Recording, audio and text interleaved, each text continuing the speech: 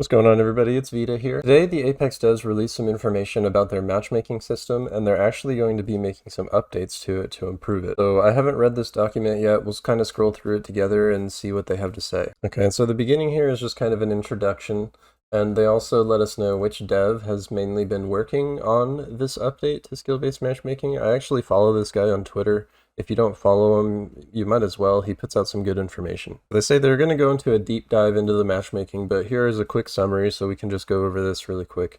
Apex Legends currently makes matches using your pre-made party's best player's skill rating, and our system does consider your pre-made squad size when matching you with opponents. So this has been the main issue, I think, is that it's based on the best player's skill rating. So a lot of times when I try to play with friends who are brand new to Apex, they'll be going up in my lobbies. I consistently hit masters, so it just isn't a fun experience. Working towards creating fairer matches as you play with friends of different skill levels, so that's good. And they're in the process of retiring their old skill-based matchmaking system for a new one that more accurately groups our players based on skill, and thus lets our matchmaking algorithm make better decisions when forming groups. The end goal is to create fairer matches and experiences that are more fun for all. So that's good. This is the main issue right here that they're trying to fix, so that's good. We are continuously testing and iterating on our matchmaking systems in the live game to figure out what works best. In fact, many changes have already been tested and rolled out in various regions for ranked and regular pub games, and we're not done. You can expect more matchmaking refinement. Yeah, that's what I heard. There was some regions that got the update early. Okay, so what is matchmaking? What do they base it on? Progression,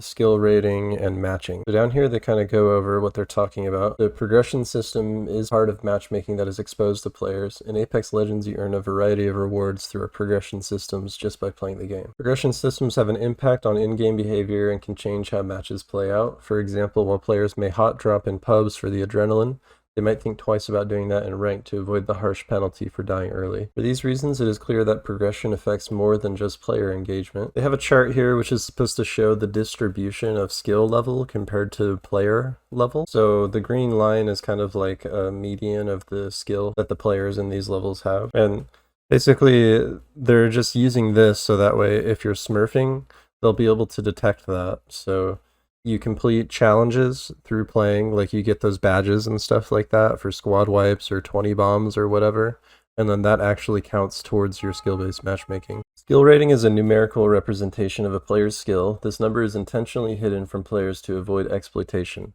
It is usually based on a number of factors that represent your skill and ability to play the game.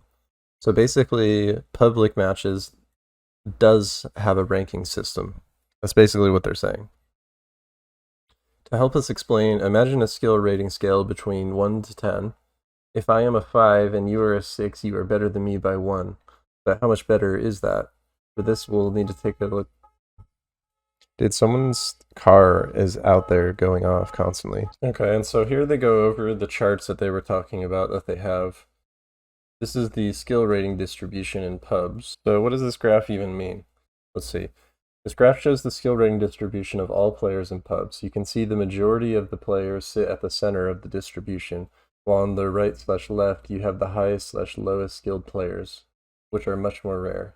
This continuous view is useful when the skill rating algorithm can very precisely describe the skill of a player. For example, when it can confidently say a rating of 5.2 is stronger than 5.1. Note that the pictured distribution does have small issues we're aiming to fix.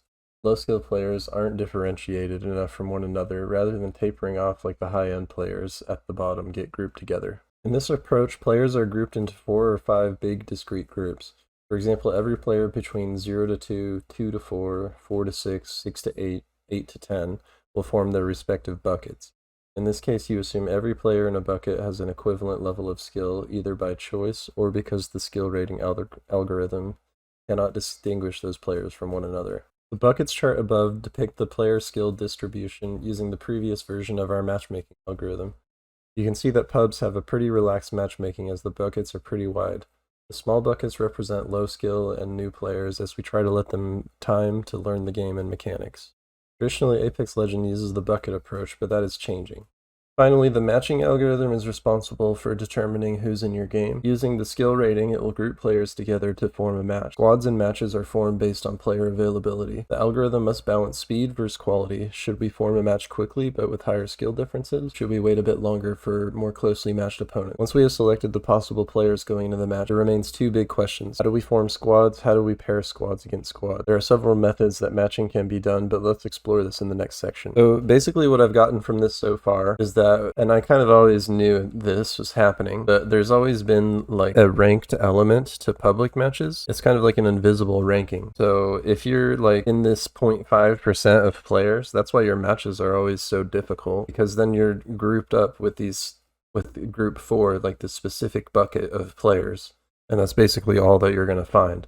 They even said that sometimes they're going to make the matches take longer to find just so they can fill your pub match with all these insane players. Okay, so what does Apex Legends use? When the matchmaker is trying to form a match, it grabs 60 available players of similar skill and tries to form a match. For simplicity, let's imagine these 60 players are all solo. Given their skill rating, how could we organize these 9 players into fair teams? So 1 through 9, 9 being the best and then 1 being the worst, I guess. To be fair, the following is not exactly what happens in the actual algorithm, since we also need to consider queue times and other variables outside of skill rating. However, the following examples will give you a good idea of how Apex Legends builds squads. If we have 9 players we need to sort into teams, with skill ratings from 1 to 9, there are 2 reasonable ways we can make teams from this set of players. We can form teams with the closest average skill to balance the match.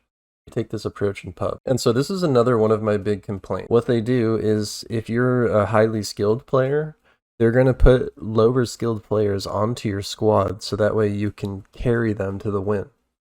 I really hate this, because when there's people that are partied up with their friends and they're all master players, then you're going to be solo queuing into the match and you're going to be getting these low tier players.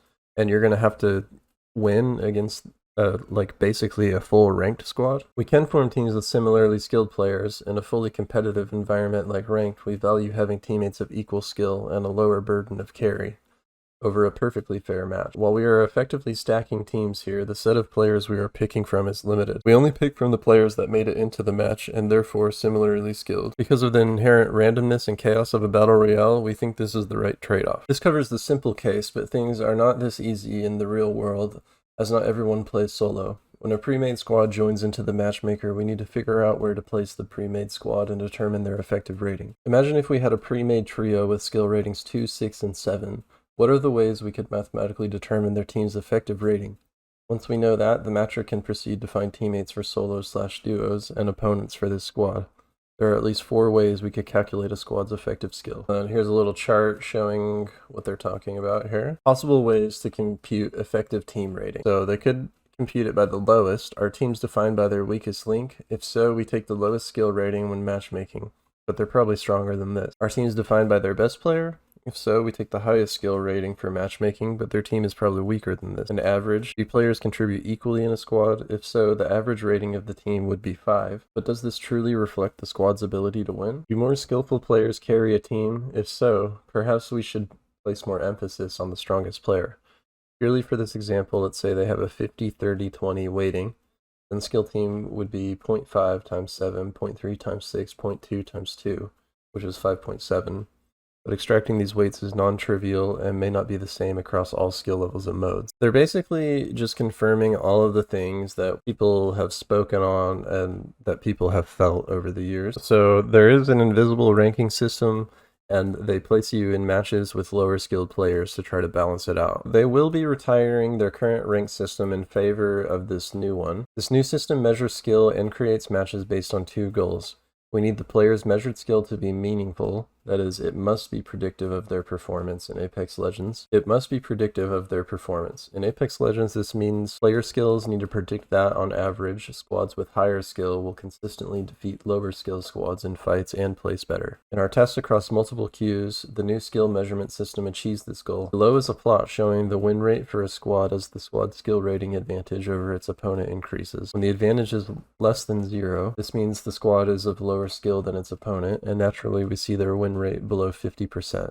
The win rate decreases further as the skill gap grows. An advantage of roughly 0 represents a similar skill rating between the squad and its opponent.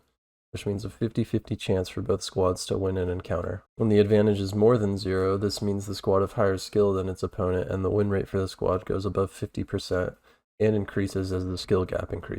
So here's the win rate chart for a squad as their skill rating advantage over opponents increase.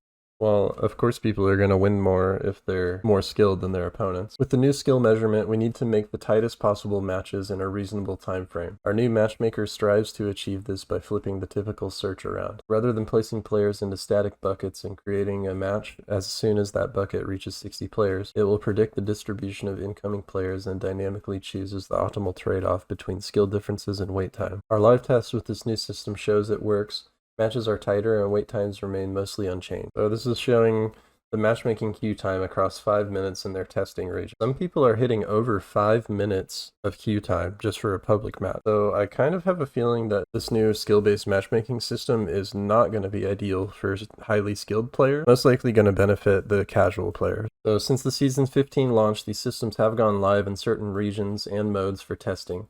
The old system will slowly be phased out region by region. At every step, we'll be measuring whether the new system is working as expected and whether the changes are positive for players. When these systems are fully live everywhere, we can then start exploring additional corrections to player skill rating.